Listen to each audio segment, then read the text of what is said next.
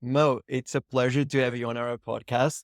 We've been in touch for many years. You're one of the persons that actually did something very early on that really impacted my life as a student at University of Florida. One of your creations, which we're going to touch upon. First of all, I would like you to introduce yourself. What have you been up to? What are you doing? And how you started in this space. Sure, man.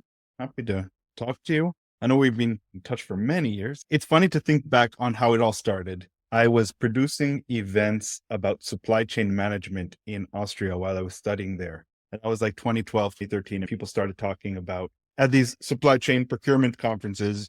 You have the CEO, CFO of Caterpillar, Pepsi, McDonald's, whatever. It was quite an important event. And they were talking about the supply chain. So the CEO for McDonald's was talking like, to procure the plastic liner for the cups, you need to go through a big supply chain all over the world to get that plastic, to produce the plastic in factories. Each person needs to get paid along the line. And there was, I think, early 2012, they said there's nothing really you can do about paying people on the supply chain. There's not really an alternative. You could have local banking partners. And then there was this thing called Bitcoin, which could be used to pay people faster, but it's really not used. It's used by criminals. I heard this at an event and I said, I don't know about that. That doesn't seem like such a bad idea. You're talking 2012. It's funny how quickly people forget about how money was used even 10 years ago. 10 years ago, you have a pocket full of metal coins and paper money, and you pay everybody with paper, and you get some paper back and you get some metal back. Even thinking about it like 10 years ago, nowadays in Europe, almost everywhere you tap to pay. That's really the only way to pay with things. If you don't have your phone, you're out of luck. Most people don't carry a wallet anymore with 20 different cards. Apple revolutionized the Google Pay revolution. Back then, there wasn't much in terms of fast payments. There wasn't like Revolut is a big player, TransferWise is a big player, Stripe is a big player. Back then, these companies didn't exist. They were talking about Bitcoin at this event. I said, oh, this is interesting. Doesn't sound like a bad idea. So I posted on the Bitcoin Talk forum. There was only Bitcoin. There was no other any coins. There were some, not really. Bitcoin was the only thing posted on Bitcoin Talk forum. I said, listen, guys, I know how to make an event. There hasn't really been any sort of global event happening in the Bitcoin space yet. If anybody wants to help me, that would be great because I think we should do something. And the response was good. I got a couple friends. One was Matthew Wright, who was the creator of Bitcoin Magazine, and another guy named Rasa. They say, yeah, we'll help you produce the event and connect you with some people. They were already well known in the industry. In early 2013, we produced the first event in Amsterdam in a comedy club for about 150 people. At that event, it was the CEOs of every major exchange. Jesse Powell from Kraken, Eric Voorhees was there, Tony Galippi from BitPay, Vitalik was there as a writer for Bitcoin Magazine. So many people just in that comedy club. We had the exhibitor booths inside the speaker hall. It was messy and raw, but it was cool to see. And on stage, Vitalik, who I was friends with at the time, he was talking about how you could buy Bitcoin Magazine with Bitcoin. We have a payment gateway on our website. You can buy Bitcoin Magazine with Bitcoin. He got on a tangent about quantum computing, and a guy, Alisai, was also working with him at Bitcoin Magazine. Anyways, that's kicked off a chain of events, which a few months later in Miami in January, Vitalik was on stage launching Ethereum. We helped him showcase what Ethereum could do. There's more to Bitcoin than just Bitcoin. And Ethereum was launched. Many other companies were launched. And at that event, the price of Bitcoin had gone up from $50 to $1,000. And there was hype, and it was Mt. Gox hype and wild times. And then we did it at the Miami Beach Convention Center. It was that was the big event in Miami, launching Ethereum, launching people. And then we had about 1,000 people at that event. And over the years since then, so much has come across the stage. So many people, like every one of the top 100 cryptocurrencies, anything we've seen it on stage. We've seen the booms and the busts and the price rise. And then we went on producing events all over the world: Dubai, London, New York, Chicago, Los Angeles. It's been great to have connected so many people. And what stuck with me in the first event, when I was launching the first event in Amsterdam in 2013, the feedback I heard from people was, oh, it's so good to hear, to put a face to the username. And I thought, wow, there's no replacement for people meeting other people, especially in this industry that have met people only online or in Telegram groups or in Discord. Meeting them in person is a huge move because they get to speak to each other. The data transfer rate when you speak to somebody is so much greater than talking to somebody online. You meet somebody in person, you see who they are, you see how they are. The amount of people that have met because of my events and have gone on to create the coolest companies in the world, to create funds to change the industry. It's cool. Every event and other events too, they accelerate the speed in which Bitcoin and cryptocurrency in general are adopted globally. People meet, people work together, people do hackathons, and the industry evolves. There is a direct result from events to the industry getting better. Fascinating work. And I don't think a lot of people today know that was actually at one of your first events where Vitalik introduced Ethereum. And let's dive a little bit more into this story. Yeah. My first question was, you're in Austria. Why did you pick Miami as the capital for your events to bring everyone together from around the world? Yeah. So I had moved to Amsterdam from Austria. I met my wife and was living in Amsterdam. So the first event was in Amsterdam. And then I was planning on doing it in January, like 6 months after the first event. I said, where's warm? A place that has a good airport, good hotels, good infrastructure. Miami sounds great. It's warm. People can let their hair down. It's fun. And Bitcoin was fun. And we want to make a fun experience. Miami was the place. Same reason why we chose Dubai. Dubai has always been ahead of the curve, a place where innovators and businesses can start and set up. And also just warm places that you want to be in. That makes a lot of sense. Miami is definitely vibrant and unique. Even later on, I think your events had a great impact on this, was becoming the crypto capital of the US. 100%, 100%. Choosing Miami as the place to be. And now so many companies are based in Miami. The mayor's named the Miami Blockchain Week and has been instrumental in helping businesses come over. It's become a crypto capital of the world because when somebody is coming to Miami or Dubai, they see, oh, wow, it's warm in Miami. It's beautiful. The people are friendly. The business environment is good. I could see myself creating a company here. I can see myself having a family here. There's good schools, good infrastructure, good housing. If they're based in the middle of America or somewhere cold or north, it's a better place. Now you're seeing Austin, Texas become very popular among crypto people. But I think the move has been over the last 5 years where the developers will go to Texas and the finance pros from New York will come to Miami. And I know that now you're doing a new event coming up this January. Going to be great. You decided again to pick the city of Miami when there's so many events even outside of the US because we had this exodus due to the regulation. Yeah. Was it because of the election results? Was it because you really love Miami and as this place where you started one of your first events? There's certainly a part of my heart that's in Miami. It's been very welcoming to me and the company. It's also one of the best places in the world to make an event. Because I did it for 10 years in Miami, it's still on a lot of people's calendars. Miami, January, we go for an event. It's worked out well. The cherry on top has been the election results were positive for the crypto industry.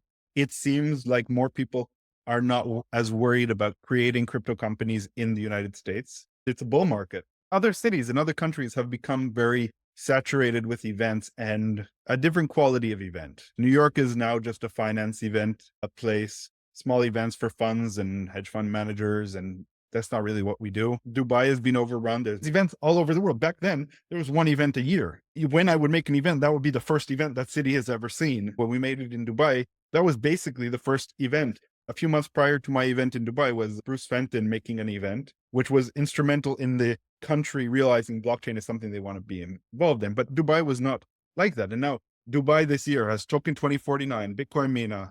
Transcon has an event every other week there. There's Future Blockchain Summit. The big technology, GITEX, has a big blockchain component to it. A lot of tech conferences will have blockchain fintech components to it now. It gets overwhelming. Cities are overwhelmed. The people are overwhelmed with events. There's only so many events you can go to, and it takes a lot out of you to go to an event. It becomes tiring. And even myself noticing on the event rodeo throughout the world that some are very high value, others are not as much. There's so much supply of these events that became such an industry that everyone now just wants to join it.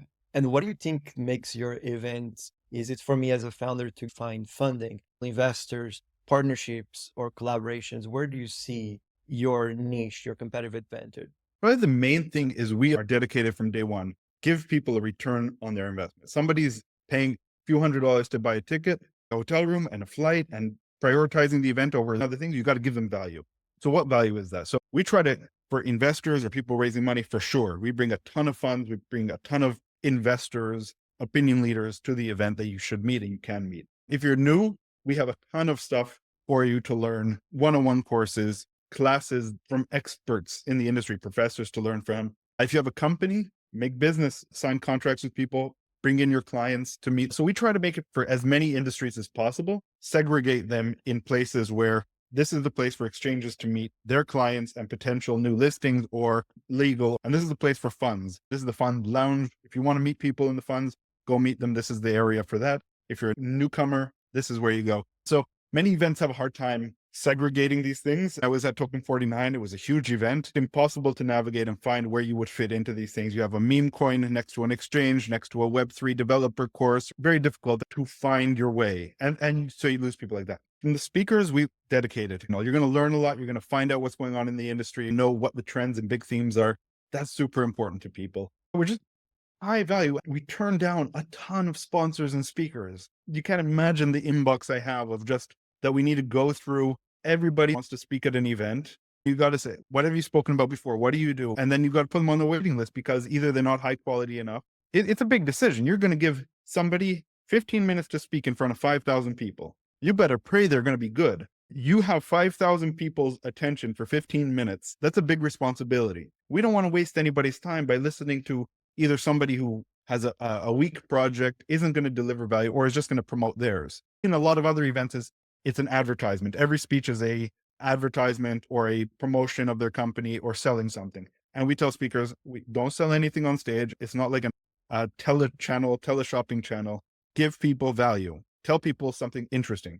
So if you're talking about the Blockchain Education Network or Ben Ventures even, tell me your story. Tell me what's going on with how you got here, what's been important, what's been the struggle, and how you resolved it. That's giving value to attendees. If you start going, listen how much we raised, and this is how great we are, and this is all the success we have, interesting if it's part of a story and people can take something away from there. Do you see a pattern with people coming in, wanting to have those 15 minutes as a sponsor, and then they just go on full pitch modes and trying to sell snake oil? We have backstage about 10 people working and a 3-person jury who's like watching out and also happy to cut the mic. Seriously, like that. And we've done it before. We've just cut the mic and helped them off stage because it's not fair to people. It's not fair to come to an event and listen to snake oil and scams. People are investing money into this thing. When you talk about dealing with people's money, you got to be careful. And we have a responsibility. You can't share scams with people. Over the years, we've had to deal with that a few times, quite famously. It's difficult. On the one hand, we always think sunlight is the best disinfectant. Sunlight, giving people the stage will expose them, but you never know. I understand it can be quite intense and there's a due diligence process in the projects and people that you want to have on stage. I did not know you had someone ready to cut the mic. That's a very good filtering process. We also have huge smoke machines with compressed air that'll just overwhelm anybody. Fascinating. I still wanted to dive into this early story of Vitalik introducing Ethereum in your conference. Expand a bit more on that. Was 2014 when Vitalik was fundraising back in the day and he came into Miami. How was the sentiment there towards Ethereum? Was Vitalik looking to connect with investors or just presenting to the community for the first time at your event? Firstly, it was super casual. There was about 15 people that came to something like an Ethereum house. And it was in Miami, and they were all meeting together with Charles Hoskinson and Anthony Diorio, Gavin Wood, all of which have gone on to create their own things. Other people were involved in this thing. They were trying to create something special. Vitalik was young, maybe 19 years old at the time. He wanted to get into the after party of one event, and I had to talk to security to let him in because he was underage. So he had to have a special wristband. It was casual, and there was some hype beforehand. People were expecting something really big from Vitalik.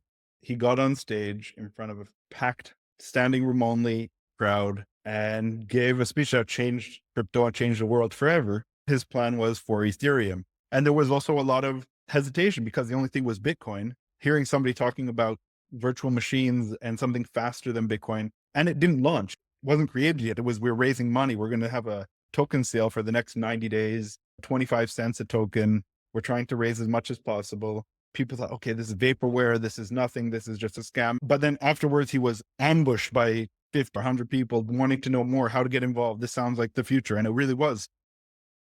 It changed blockchain technology forever. And that must have been quite an amazing process for you. Have been with him in Amsterdam at this event. He was just writing for Bitcoin Magazine. Yeah. And within a short time frame, he comes in with a project with this massive vision. He was so humble. And was even during the event, he was just selling Bitcoin Magazine for $5 at a booth. I have some funny pictures of just Vitalik sitting around selling. He has a little bag full of money and he's selling each to people buy a Bitcoin Magazine for $5. Later that day, he went on stage and changed the world.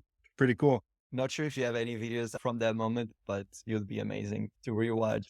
There's videos online. Something I noticed that really enjoy that part, because even for me as a student, not knowing anything about crypto, I was able to go and talk with a big hedge fund manager or a big tier one VC. And I'm like, you do this? Does this really exist? And he's like, it's cool, it's casual. To me, it was an expansion in my mind that I could never get in traditional education or in college. We make sure to tell the speakers, be prepared for something afterwards and be friendly and warm. There's no space at my event to be arrogant. Now, a lot of people are new in the industry. And again, the amount of cool things that happen from it. You were at an event for the first time, meeting amazing people, and it changed your life as well. That story should be for as many people as possible. That's great for the industry to give people an opportunity to grow their network, to have their voice heard, to build something. And you're at the right place to meet the right people too. Absolutely. And like for students, generally, since day one, students have come to the event for free. Always. There's no question. If you're a student, come to the event for free, learn. And the amount of students that have come through the events and have gone on to build amazing things has been tremendous. It's amazing. And the industry is 10 years old now. So people have come to the event in 2015 and then built a company, joined a company, lots and lots of stuff. It's really cool. Yeah, you mentioned students, and I actually remember prepping everything beginning of the semester in spring to go down to Miami. I was going to take the car. You guys go to Airbnb, hotel, everything is figured out, and everyone like getting ready for this field trip. That was Bitcoin Rails. Yeah. It's so fun. And it's a legendary experience in college. If you're ready, willing to build something and join a community, you're welcome at our event. You can help out if you want to volunteer. If you want to just meet people, we'll help you with that. That's what it's all about. Yeah, absolutely. And that's something definitely in particular that you have honored throughout the years. And I can attest that you always let students in for free, because it can be hard to afford attending these events or going to a different city when you're in a budget in college. And I think your events were also always very aware of these parts and the accessibility to the public. Yeah. Oh, and we're not looking to squeeze every dollar out of everybody to come to an event. We don't have investors. We don't have a board of directors that are making sure that every dollar is accounted for. We're looking to make impact. And the way you make impact is getting good people there. Students are really hardworking. And when they're coming through Ben, you guys are already telling them, this is what you should do. This is how you can extract value from the event. This is how you can make an impact and learn. And it can change everybody's life for people to come to their first conference. Imagine an 18-year-old for the first time going to a blockchain conference, reading and hearing about it.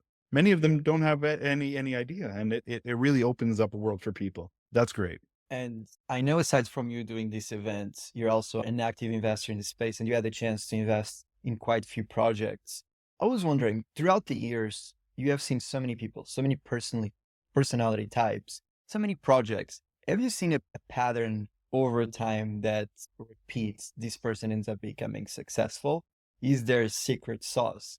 100% there is a secret sauce. Efficiency. If people are efficient and have efficient companies and people are responding quickly and making decisions quickly, that is the biggest indicator that they'll be a success. When you're investing in a company, you have to do due diligence. You have to go through the company, understand who's doing what. And the companies that have things ready and clean and also have a graphic designer, copywriter, things that are looking good and they're working quickly, that's one of the greatest indicators of success in a company. No wasted time. Pass it on to somebody who can do it quickly or do it yourself. That's what I tell my team all the time. When somebody's requesting to speak or requesting to sponsor, you get that out of your inbox immediately. You respond immediately. We have everything, canned messages, no matter who you are, we have something ready. We have documents, everything. Efficiency is important because then you can focus on building the product. The less admin you have to do, the more you can focus on what you're doing. People that are very administratively focused generally perform worse. Great observation.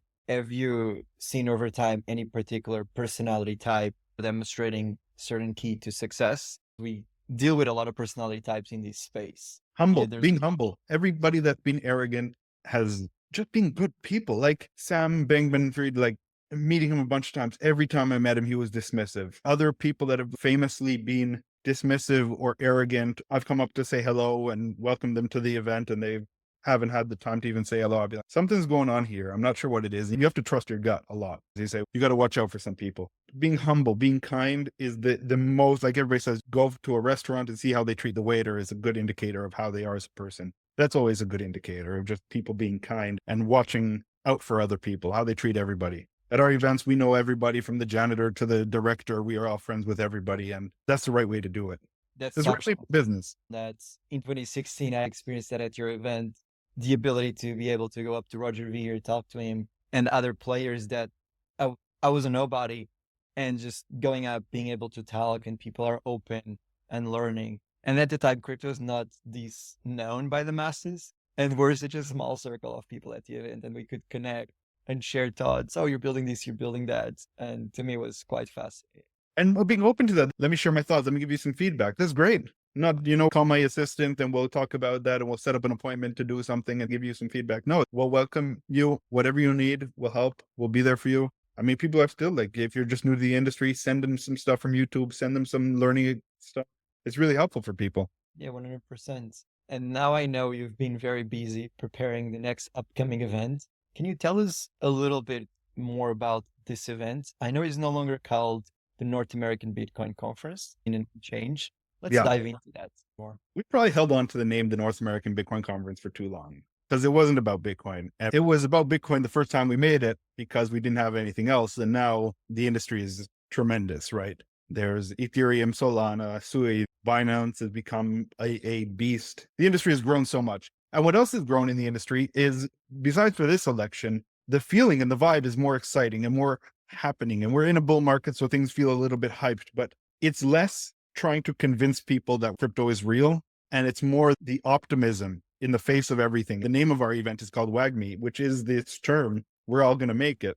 That is the current thinking of me and my team is we're going to make it. This event and the industry, no matter what, it's a positive thing that encapsulates blockchain and Web3 technology in general. This is the future and it's happening whether you like it or not. Anybody in it is going to make it. And what's true, the same thing is true that it's been for 10 years. No matter what industry you're in, no matter what your background, you could apply blockchain technology to it and be successful. The industry is still young. If you're good at what traditional to something, bring it into Web3, come to the event and you'll change your business and you still have this, like yesterday, this Japanese company is, we're going to take some of our profits and invest it into Bitcoin. The thing goes up 200%. When companies say they're going to invest in blockchain technology, pay attention. When Microsoft said they're going to create an entire division for blockchain technologies, pay attention. They have done that and invested in a lot. IBM made a blockchain division. Now every company has a blockchain strategy necessarily. Why do you think there's still so much opportunity and room for growth in this industry? And why,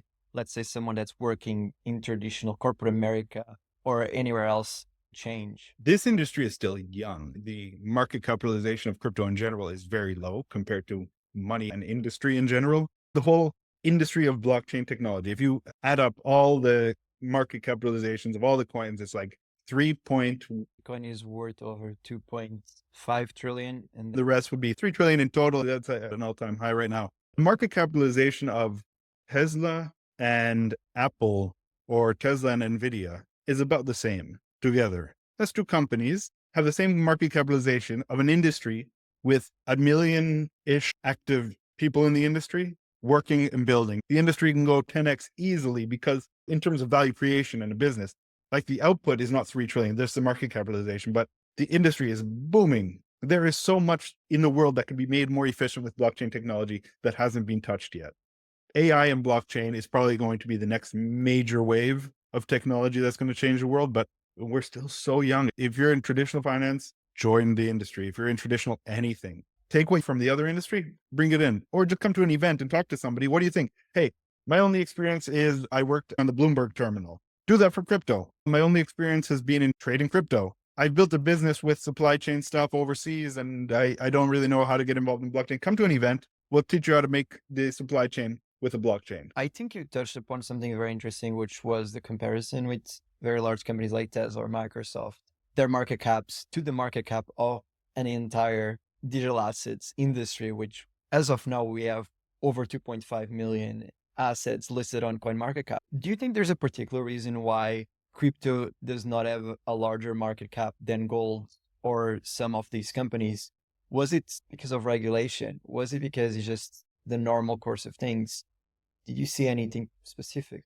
Over the years, there's been a couple really high profile bad actors, Mt. Gox, FTX, and others, Bitcoinica in the early days, but some really big things that have these black swan events that have destroyed the crypto price and has now been rebuilt. So you have some bad actors which make people lose trust in it. You have like really aggressive regulation in Europe and the United States that has handicapped the growth. If you want to make a company, if you want to make any company, crypto or otherwise, you want to make that company and open that company in a good environment where you don't need to worry about it being closed down, getting arrested. You don't need to worry about not being able to provide for your family. You need to make it in the best environment possible. Crypto companies have tended to go to places like Miami and New York. Everybody left. Going to Texas now is very open. Going to Dubai and London. Anyways, people want to make a company in a good environment. And if it's not a good environment, they don't build it. A byproduct of bad regulation. And so that's happened in the past. And so the market cap was affected by it. The second thing is that, and we're seeing a change now, is easy to onboard somebody into the industry has gotten better and cleaner and better UI, better UX. So in 2012, 2013, you bought Bitcoin using PayPal and using spreadsheets, and there was no real exchanges. And now you can download some app. Kraken looks good and Coinbase is cool and the graphics look good. And you could just say, hey, listen, I want to buy €100, put it in there. It's very quick. And that's happening quicker. To be able to do big transfers, you need quite a bit more KYC, or for businesses, KYB is more difficult. Those on-ramps still need to be developed better and made better. That's been reducing the velocity of growth for the crypto industry a lot. I still see it. Somebody wants to play with a meme coin. They have $50. They want to play roulette with meme coins. Good luck. How the hell are you going to do that? How are you going to teach somebody to take 50 or you have $50, you have a banknote of $50. How do you get that to buy your favorite meme token, cutest thing? It was the same problem with NFTs. You have $50. I want to buy a picture of a monkey. How do you change that $50 into that? Basically, put that $50 in the bank, make a bank transfer to an exchange, figure out how that works. If they don't have Solana listed, you buy Tether. Then you do a bridge swap on some Changelly or some other account. And now you've swapped to Solana and you may have to make a new wallet with Phantom or MetaMask.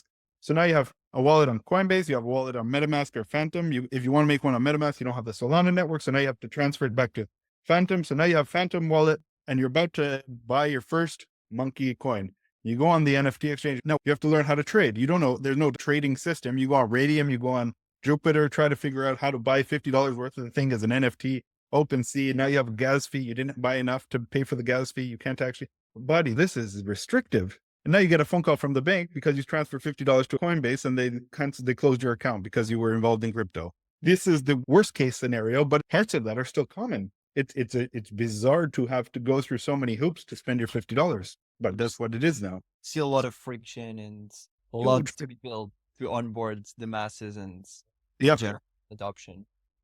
So if I want to get more involved and be a WAGMI, what are the next steps? How do you suggest me to either apply as a speaker or as a student or just general?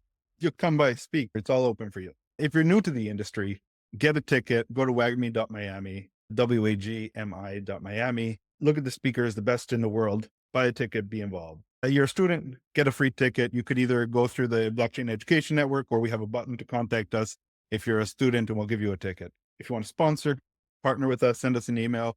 We've got a contact on the website to help you with that. If you want to volunteer at the event, come by. We're always open and welcome to anybody. Amazing. And what are the dates and the exact location of the event? The dates of the official event are 22nd to 24th in January 2025. What's good for the industry is another 20,000 people come to Miami, make events the entire week. We have events after the event. We have events before the event. It's Block Week in Miami. It's everything in lights. It's amazing. I would hope you should probably come 18th, 17th to Miami, get over the jet lag, get over the travel, and then start going to events. All those events are going to be published on our website. Where is the location of your event? Downtown Miami. Cool. And if the listeners would like to follow or learn more, where they WAGMI.miami. We got socials, we got videos, we got whatever you need. Awesome. Moe, it was a pleasure to have you on. It was amazing to listen to all these stories and how you started so early on and brought probably over more than 1 million people together so Yeah. far, And we and keep going, accelerates the growth in this industry at a tremendous pace. my man. Thank you for all your work.